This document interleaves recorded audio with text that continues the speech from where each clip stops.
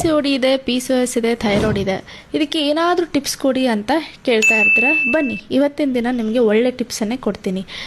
21ರಿಂದ 29 ವಯಸ್ಸಿನ ಮಧ್ಯ ಆರೋಗ್ಯ ತುಂಬ ಪೀಕ್ ಲೆವೆಲಲ್ಲಿ ಇರಬೇಕು. ಫರ್ಟಿಲಿಟಿ ರೇಷೋ ತುಂಬ ಹೈ ಲೆವೆಲಲ್ಲಿ ಇರಬೇಕು. ಆದರೆ ನಿಮ್ಮಲ್ಲಿ ಇದೇ ವಯಸ್ಸಿನಲ್ಲೇ ಆರೋಗ್ಯ ಹದಗೆಟ್ಟು ಹೋಗ್ತಾ ಇದೆ.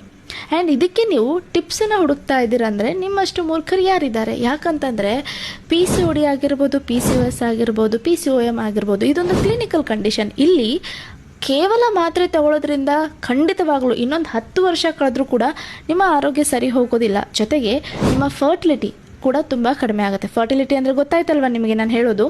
ಸೊ ಹಾಗಿದ್ರೆ ನೀವೇನು ಮಾಡಬೇಕು? ಮೊದಲೇದಾಗಿ ನಿಮ್ಮ ಲೈಫ್ ಸ್ಟೈಲಲ್ಲಿ ನೀವು ಮಾಡ್ತಾ ಇರುವಂತಹ ಮಿಸ್ಟೇಕ್ಸ್ಗಳನ್ನ ಸರಿಪಡಿಸ್ಕೋಬೇಕು.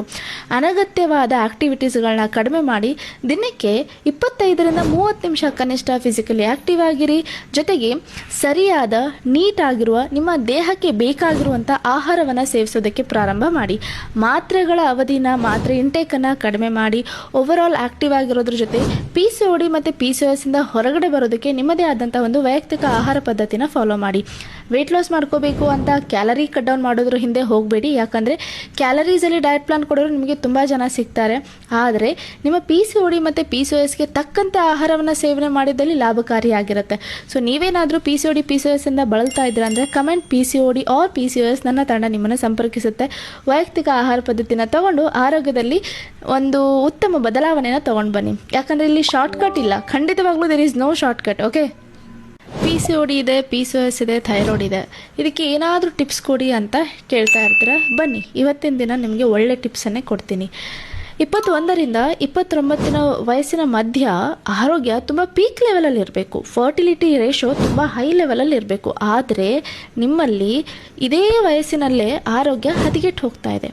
ಆ್ಯಂಡ್ ಇದಕ್ಕೆ ನೀವು ಟಿಪ್ಸನ್ನು ಹುಡುಕ್ತಾ ಇದ್ದೀರಂದರೆ ನಿಮ್ಮಷ್ಟು ಮೂರ್ಖರು ಯಾರಿದ್ದಾರೆ? ಯಾಕಂತಂದರೆ ಪಿ ಸಿ ಒ ಡಿ ಆಗಿರ್ಬೋದು, ಪಿ ಸಿ ಒ ಎಸ್ ಆಗಿರ್ಬೋದು, ಪಿ ಸಿ ಒ ಎಮ್ ಆಗಿರ್ಬೋದು, ಇದೊಂದು ಕ್ಲಿನಿಕಲ್ ಕಂಡೀಷನ್. ಇಲ್ಲಿ ಕೇವಲ ಮಾತ್ರೆ ತಗೊಳ್ಳೋದ್ರಿಂದ ಖಂಡಿತವಾಗ್ಲೂ ಇನ್ನೊಂದು 10 ವರ್ಷ ಕಳೆದ್ರೂ ಕೂಡ ನಿಮ್ಮ ಆರೋಗ್ಯ ಸರಿ ಹೋಗೋದಿಲ್ಲ. ಜೊತೆಗೆ ನಿಮ್ಮ ಫರ್ಟಿಲಿಟಿ ಕೂಡ ತುಂಬ ಕಡಿಮೆ ಆಗುತ್ತೆ. ಫರ್ಟಿಲಿಟಿ ಅಂದರೆ ಗೊತ್ತಾಯ್ತಲ್ವ ನಿಮಗೆ ನಾನು ಹೇಳೋದು. ಸೊ ಹಾಗಿದ್ರೆ ನೀವೇನು ಮಾಡಬೇಕು? ಮೊದಲೇದಾಗಿ ನಿಮ್ಮ ಲೈಫ್ ಸ್ಟೈಲಲ್ಲಿ ನೀವು ಮಾಡ್ತಾ ಇರುವಂತಹ ಮಿಸ್ಟೇಕ್ಸ್ಗಳನ್ನ ಸರಿಪಡಿಸ್ಕೋಬೇಕು. ಅನಗತ್ಯವಾದ ಆ್ಯಕ್ಟಿವಿಟೀಸ್ಗಳನ್ನ ಕಡಿಮೆ ಮಾಡಿ ದಿನಕ್ಕೆ 25ರಿಂದ 30 ನಿಮಿಷ ಕನಿಷ್ಠ ಫಿಸಿಕಲಿ ಆ್ಯಕ್ಟಿವ್ ಆಗಿರಿ. ಜೊತೆಗೆ ಸರಿಯಾದ ನೀಟಾಗಿರುವ ನಿಮ್ಮ ದೇಹಕ್ಕೆ ಬೇಕಾಗಿರುವಂಥ ಆಹಾರವನ್ನು ಸೇವಿಸೋದಕ್ಕೆ ಪ್ರಾರಂಭ ಮಾಡಿ. ಮಾತ್ರೆಗಳ ಅವಧಿನ, ಮಾತ್ರೆ ಇಂಟೇಕನ್ನು ಕಡಿಮೆ ಮಾಡಿ ಓವರಾಲ್ ಆ್ಯಕ್ಟಿವ್ ಆಗಿರೋದ್ರ ಜೊತೆ ಪಿ ಸಿ ಒ ಡಿ ಮತ್ತು ಪಿ ಸಿ ಒ ಎಸ್ ಇಂದ ಹೊರಗಡೆ ಬರೋದಕ್ಕೆ ನಿಮ್ಮದೇ ಆದಂಥ ಒಂದು ವೈಯಕ್ತಿಕ ಆಹಾರ ಪದ್ಧತಿನ ಫಾಲೋ ಮಾಡಿ. ವೆಯ್ಟ್ ಲಾಸ್ ಮಾಡ್ಕೋಬೇಕು ಅಂತ ಕ್ಯಾಲರಿ ಕಟ್ ಡೌನ್ ಮಾಡೋದ್ರ ಹಿಂದೆ ಹೋಗಬೇಡಿ. ಯಾಕಂದರೆ ಕ್ಯಾಲರೀಸಲ್ಲಿ ಡಯಟ್ ಪ್ಲಾನ್ ಕೊಡೋರು ನಿಮಗೆ ತುಂಬ ಜನ ಸಿಗ್ತಾರೆ. ಆದರೆ ನಿಮ್ಮ ಪಿ ಸಿ ಒ ಡಿ ಮತ್ತು ಪಿ ಸಿ ಒ ಎಸ್ಗೆ ತಕ್ಕಂತೆ ಆಹಾರವನ್ನು ಸೇವನೆ ಮಾಡಿದಲ್ಲಿ ಲಾಭಕಾರಿಯಾಗಿರುತ್ತೆ. ಸೊ ನೀವೇನಾದರೂ P C O D, P C O S ಇಂದ ಬಳಲ್ತಾ ಇದ್ದೀರಾ ಅಂದರೆ comment P C O D or P C O S, ನನ್ನ ತಂಡ ನಿಮ್ಮನ್ನು ಸಂಪರ್ಕಿಸುತ್ತೆ. ವೈಯಕ್ತಿಕ ಆಹಾರ ಪದ್ಧತಿನ ತಗೊಂಡು ಆರೋಗ್ಯದಲ್ಲಿ ಒಂದು ಉತ್ತಮ ಬದಲಾವಣೆನ ತೊಗೊಂಡು ಬನ್ನಿ. ಯಾಕಂದರೆ ಇಲ್ಲಿ ಶಾರ್ಟ್ಕಟ್ ಇಲ್ಲ, ಖಂಡಿತವಾಗ್ಲೂ there is no shortcut. Okay.